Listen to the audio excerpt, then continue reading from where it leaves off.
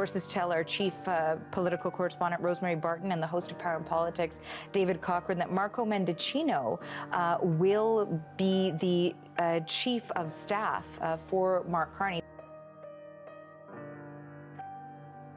We invoked the Emergencies Act after we received advice from law enforcement.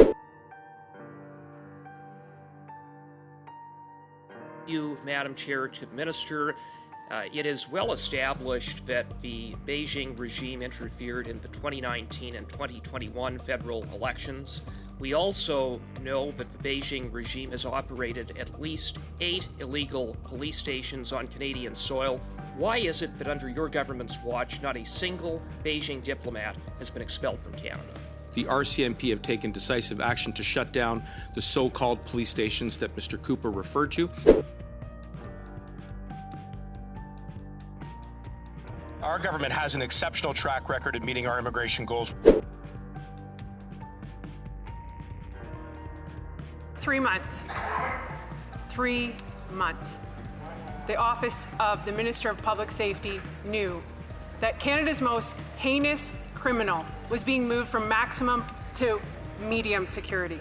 Paul Bernardo is a serial killer, a serial rapist, and without a doubt, the most heinous monster of our time. Yet this minister didn't tell the victims' families and pretended to be shocked by the news.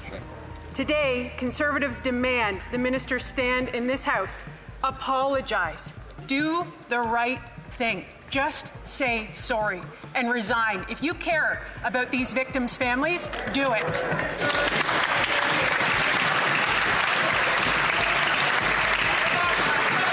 I just want to remind the honourable members to place their questions through the chair, not directly to each other, and the answers for that matter.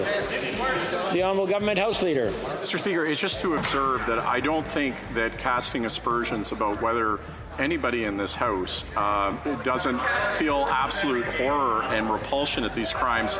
It just isn't a constructive or useful approach to accuse anyone of not caring about these families or these victims. The member obviously knows, just as she cares deeply about what happened in those crimes, so does every member of this House. There's an opportunity to talk about how we can ensure the decision that was made by Correctional Services Canada doesn't happen again, and that is action, and that is an opportunity that we have to take this together. The Honourable Member for Peterborough-Kawartha. The Minister of Public Safety can't even stand in the House and answer the question I just gave him. He can't even look in that camera and say to those victims' families, I'm sorry. Instead, he wants to divert. He wants to blame everyone else. He is the minister. The buck with public safety stops with him, no one else. So enough. Will he resign? And if he won't resign, tell us right now which staff member is going down for not telling him. The Honourable Minister for Public Safety.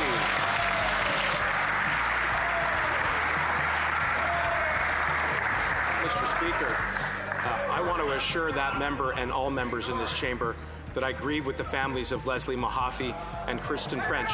I said so when I first communicated my shock and outrage at the decision of the CSC.